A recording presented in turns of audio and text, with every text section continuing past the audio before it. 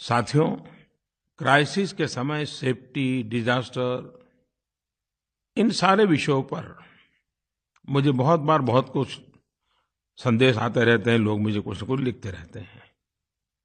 पुणे से श्रीमान रविंद्र सिंह ने नरेंद्र मोदी मोबाइल ऐप पर अपने कमेंट में ऑक्यूपेशनल सेफ्टी पर बात की है।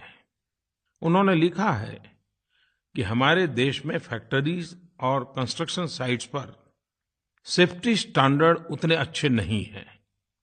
अगले 4 मार्च को भारत का नेशनल सेफ्टी डे है, तो प्रधानमंत्री अपने मन की बात कार्यक्रम में सेफ्टी पर बात करें ताकि लोगों में सेफ्टी को लेकर जागरूकता बढ़े। जब हम पब्लिक सेफ्टी की बात करते हैं तो 2 चीजें बहुत महत्वपूर्ण होती हैं, प्रोएक्टिवनेस और दूसरा है प्रिपेयर्डनेस। सेफ्टी 2 प्रकार की होती है। एक वो जो आपदा के समय जरूरी होती है, सेफ्टी ड्यूरिंग डिजास्टर्स, और दूसरी वो जिसकी दैनिक जीवन में आवश्यकता पड़ती है, सेफ्टी इन एवरीडे लाइफ।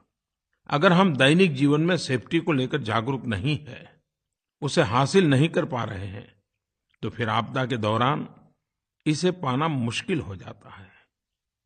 हम सब बहुत बार रास्तों पर लिखे हुए बोर्ड पढ़ते हैं। उसमें लिखा होता है, सतर्कता हटी दुर्घटना घटी, एक भूल करे नुकसान, छीने खुशियां और मुस्कान, इतनी जल्दी न दुनिया छोड़ो, सुरक्षा से अब नाता जोड़ो, सुरक्षा से न करो कोई मस्ती, वरना जिंदगी होगी सस्ती। उससे आगे उन वाक्य का हमारे जीवन में कभी-कभी कोई उपयोग ही नहीं होता है।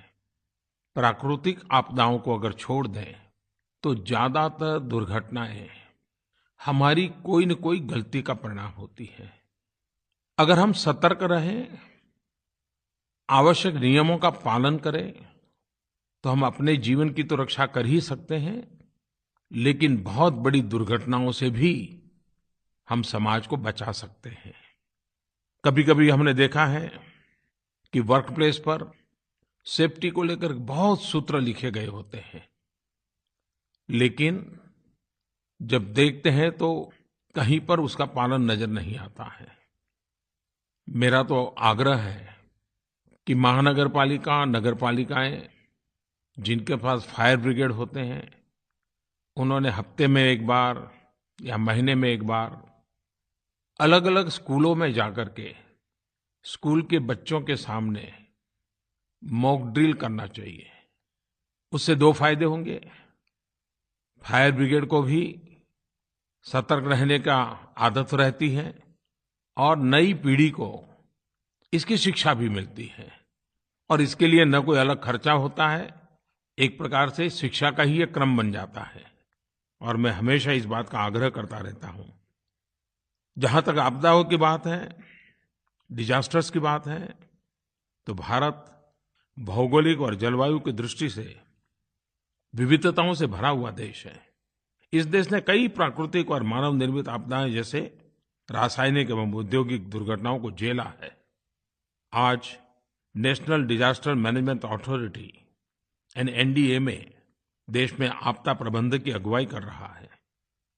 भूकंप हो, बाढ़ हो, साइक्लोन हो, भूस्खलन हो, जैसे विभिन्न आपदाओं को रेस्क्यू ऑपरेशन हो, NDMA तुरंत पहुंचता है।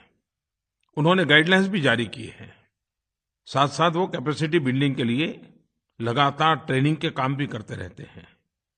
बाढ़, साइक्लोन के खतरे में होने वाले जिलों में वॉलंटियर्स के प्रशिक्षण के लिए भी आपदा मित्र नाम की पहल की गई है।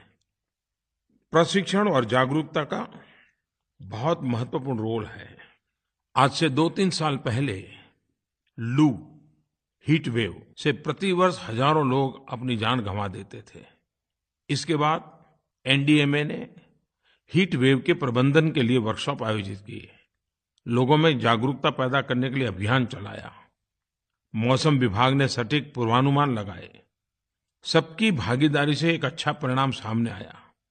2017 में लू से होने वाली मौतों की संख्या अप्रत्याशित रूप से घटकर करीब-करीब 220 पर आ गई। इससे पता चलता है कि अगर हम सुरक्षा को प्राथमिकता देते हैं, हम सुरक्षा प्राप्त कर सकते हैं। समाज में इस प्रकार से काम करने वाले अनगिनत लोग हो, सामाजिक संगठन हो, जागरूक नागरिक हो, मैं उन सब की सराहना करना चाहता हूँ जो कहीं पर भी आपदा हो, मिनटों के अंदर राहत और बचाव कार्य में जुट जाते हैं। और ऐसे गुमनाम हीरों की संख्या कोई कम नहीं है। हमारी fire and rescue services, national disaster response forces, सशस्त्र सेनाएं, पैरामिलिट्री फोर्सेस, ये भी संकट के समय पहुंचने वाले वीर बहादुर अपनी जान की परवाह किए बिना लोगों की मदद करते हैं। एनसीसी, स्काउट्स जैसे संगठन भी इन कामों को आजकल कर भी रहे हैं, ट्रेनिंग भी कर रहे हैं। पिछले दिनों हमने एक प्रयास ये भी शुरू किया है कि जैसे दुनिया के देशों में जॉइंट मिलिट्री एक्सरसाइज होती है, तो क्यों न दुनिया के देश डिजास्टर मैनेजमेंट के लिए भी जॉइंट एक्सरसाइज करें। भारत ने इसको लीड किया है। BIMSTEC, Bangladesh, Bharat, Myanmar, Sri Lanka, Thailand, Bhutan और नेपाल, इन देशों की एक जॉइंट डिजास्टर मैनेजमेंट एक्सरसाइज भी की गई। ये अपने आप में एक पहला और बड़ा मानवीय प्रयोग था। हमें एक रिस्क कॉन्शियस सोसाइटी बनना होगा। अपनी संस्कृति में हम मूल्यों की रक्षा, सेफ्टी ऑफ वैल्यूज के बारे में तो अक्सर बातें करते हैं, लेकिन हमें वैल्यूज ऑफ सेफ्टी, सुरक्षा के मूल्यों को भी समझना होगा। हमें उसे अपने जीवन का हिस्सा बनाना होगा। हमारे सामान्य जीवन में हमने देखा है कि हम सैकड़ों बार हवाई जहाज में यात्रा करते हैं और हवाई जहाज के अंदर एयर होस्टेस प्रारंभ में सेफ्टी के संबंध में सूचनाएं देती है। हम सब ने 100 बार इसको सुना होगा, लेकिन आज अगर कोई हमें हवाई जहाज में ले जाकर के खड़ा करे और पूछे कि बताइए कौन सी चीज़ कहाँ है, लाइफ जैकेट कहाँ है, कैसे उपयोग करना चाहिए, मैं दावे से कहता हूँ हम में से कोई नहीं बता पाएगा। मतलब ये हुआ कि क्या जानकारी देने की व्यवस्था थी। प्रत्यक्ष उस तरफ नजर करके देखने के लिए संभावना थी, लेकिन हमने किया नहीं। क्यों? क्योंकि हम स्वभाव से कॉन्शियस नहीं हैं और इसलिए हमारे कान हवाई जहाज बैठने के बाद सुनते तो है, लेकिन ये सूचना मेरे लिए है ऐसा हम में से किसी को लगता ही नहीं है। वैसा ही जीवन के हर क्षेत्र में हमारा अनुभव है। हम ये न सोचें कि सेफ्टी किसी और के लिए है। अगर हम सब अपनी सेफ्टी के लिए सजग हो जाएं, तो समाज की सेफ्टी का भाव भी अंतर्निहित होता है। मेरे प्यारे देशवासी,